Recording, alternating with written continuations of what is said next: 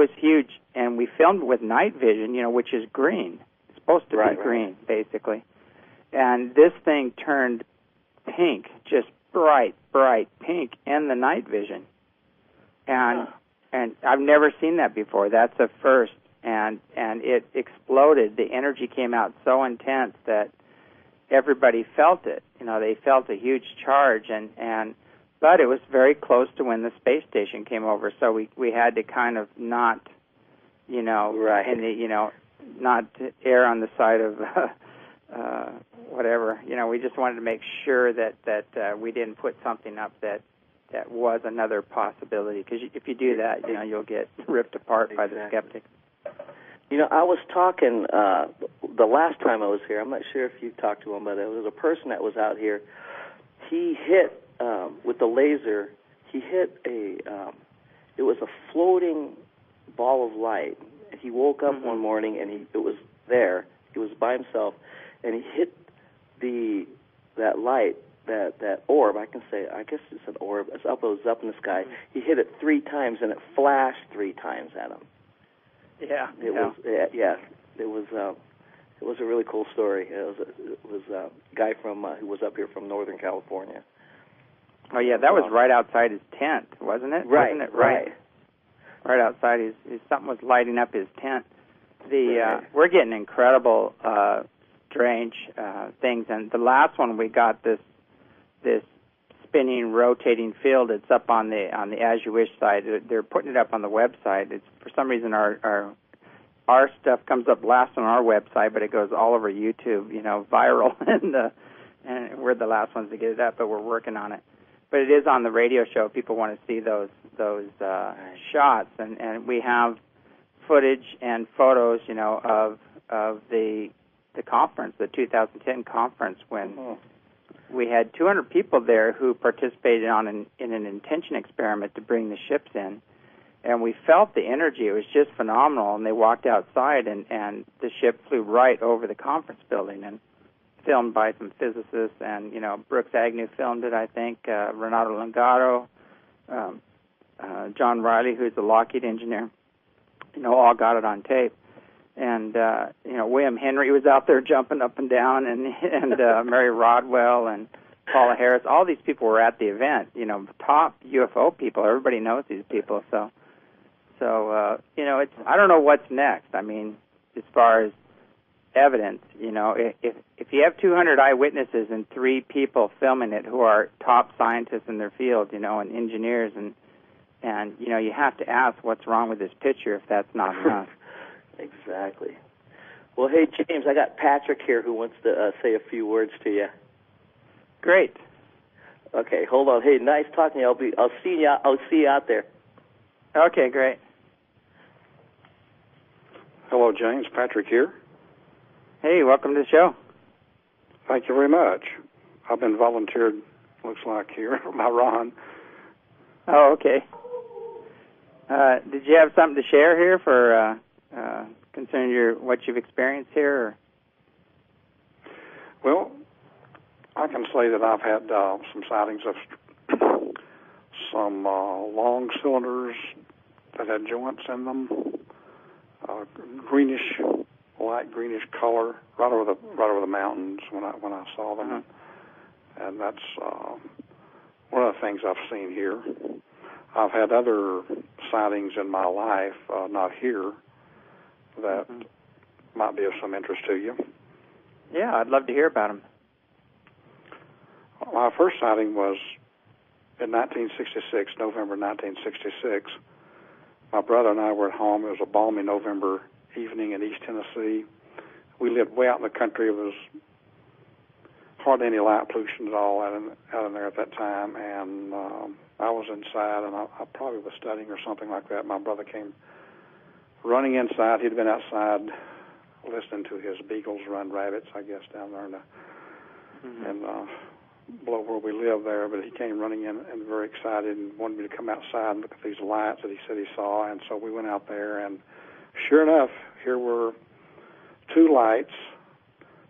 They were the size of about a quarter at arm's length. They were somewhat apart, say a hand's hand's length, at that arm's length also. They were horizontal, and they were stationary, and they made no sound, and they just were there for some 20 minutes, I guess, 20 to 30 minutes, I guess we watched them.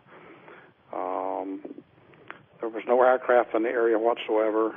There was no moon. There's some clouds, but most of the air was clear, and we just watched these lights seemingly forever, and finally one went out. Now, I did not try to distinguish whether or not they were part of a craft or not. I didn't even think to look for that. I'm thinking, though, had there been an outline of a craft, we would have been able to see it. But one of the lights went out, and then it left the one, and then we watched it for another several minutes, and then it started floating. I would say it just started moving up the valley there. It was very silent, made no noise. We felt, I guess at the time I did, that we were being observed. And we jumped in the car and chased it up the valley there, but it disappeared. And that was the first sighting I had. And it was just totally out of the blue. I was not expecting anything like that. As far as I know, no one else saw these lights that we talked to in the community. And we did not report anything at that time either. I was familiar at the time with UFOs. I'd read at least one of Donald Kehoe's books back in the mid-'50s. The flying saucers are real. So I did realize, that what we were probably seeing was a UFO, either one or two, or at least one large craft of some kind. And that was the most significant sighting I've had. I've had 3 or 4 more that I didn't consider as significant as that. But that was a real live one that was accompanied with another witness with me there that can confirm that. Also in that same area, it was interesting to know, we'd told our father about this sighting, and he mentioned that back in the late 20s, when he was a teenager, that he and some boys had been out coon hunting at night. That's what you do back in those days, I guess. You hunt coons or possums or foxes at night back in that area, and they were out in the woods, in the deep woods one night, and they had there was a shaft of light that just came down and surrounded them. It came straight down from the air. It was so bright they couldn't hardly distinguish anything above it. But my father told us that it was so bright that you could have picked out a pin or a needle from the leaves on the forest floor there. It was so bright. Mm-hmm. And then it just went away, and they never saw it again, and they talked about it for years, but I thought that was kind of interesting. There was certainly no aircraft in the area at that time, and certainly none that were beaming down lights of any kind that we could imagine. I wonder if they had those are some of the interesting things I've seen, and of course I've seen some things here also that are very intriguing. I wonder if they had any missing time.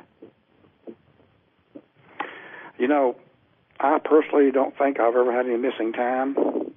I do know of several cases in the Great Smoky Mountains back where I come from where people just disappear.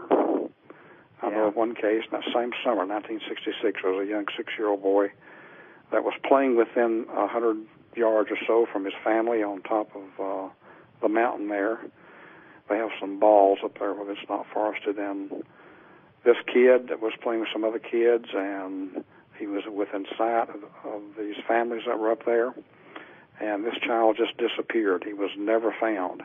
And there was several other cases like that over the years, including one within the past 10 years I can recall.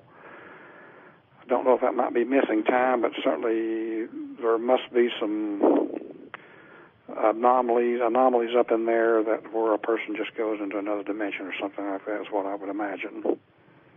Yeah, I know that that was going to be my next question. Was that in the Smoky Mountains? So, yeah, definitely. We're getting all kinds of reports from there, and what strangely enough, we're getting reports from North Carolina and the Smoky Mountains are in this area. 2 spots. So there seems to be a lot of lot of activity. You know, I mean, it's happening all over the world right now, but the things that are real close and personal seem to be happening in that area, and then, you know, they're having things happen in Texas as well. Mm-hmm. Yeah, there's been several stories over the years that I've heard or read about in the paper. There's a lot of hikers, of course, that go into those mountains, and some have reported they seem to go into a kind of a time warp situation. Mm-hmm. And, of course, the ones that tell about it are the ones that have survived that. But there seems to be some anomalies up in those mountains there that I guess I would maybe compare them to the Bermuda Triangle. People go in, they disappear, or they go in, they come out, and they've had some kind of a situation where there was no time, or the whole dimension was not familiar to them. Mm-hmm.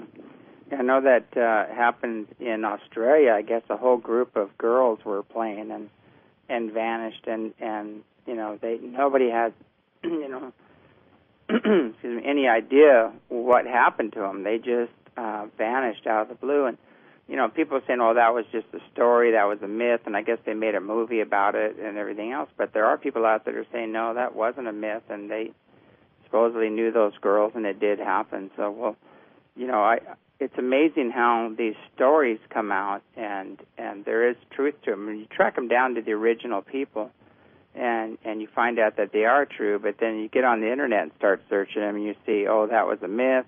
They made a movie about it. That was a made-for-TV movie. Well, you know, something happened, and that's where they got the idea to make the movie, you know. Yeah, these are realities, these events, and it's not people making them up. There's a famous area there in the Blue Ridge Mountains, which kind of run parallel to the Great Smokies over on the North Carolina side, called the Brown Mountain Lights. I don't know if you've ever heard of those or not. I have, and I would love to go there and check that out. Or I've seen footage of it, and some people are saying it's just a magnetic, you know, anomaly, or it might be piezoelectric energy coming up. You know, I don't know. I've heard about it, but I haven't really been there to investigate or actually see. Yeah. You know, it could be some inner earth things going on there. You know, who knows? Could be. I was there as recently as 2 years ago, and there's several outlooks that you can watch for them there. I was a member of this group that went up there and investigated them pretty scientifically back in the 70s. We were never really able to pin down just maybe what they were. There's different intensities of them. I've heard people who told me that they've come through there, particularly after a rain shower, and the whole valley here, from the lookout area over to Brown Mountain, which is about 3,000 feet high, and the valley between these 2 points would just be lit up with just like fireflies all over. And the things that I've seen, of course, it looks like little balls of light just emanating up from the ground. They'll go up in the air and they'll kind of suspend themselves momentarily, and then they'll just disappear.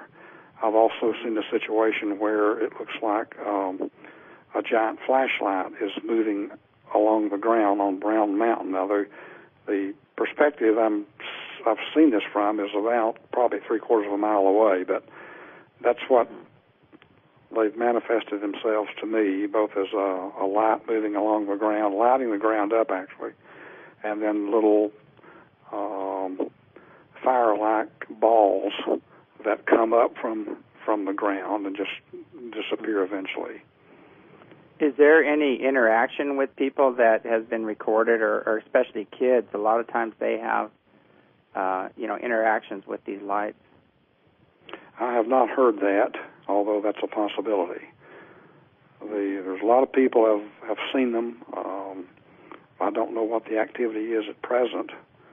I plan to go back up there in just a little over a month myself, because I want to be going back east. And I usually go through there just to see what I can see. So I'll be glad to let you know when I get back. Yeah, maybe somehow get some photographs. You know, nowadays with these cameras, you know, with the really these digital cameras, when you get the 12 megapixel on up, and you take photographs of these lights, you can blow these lights up and actually see if they're just a light, or sometimes there's actually a face inside of them, and you can tell it's a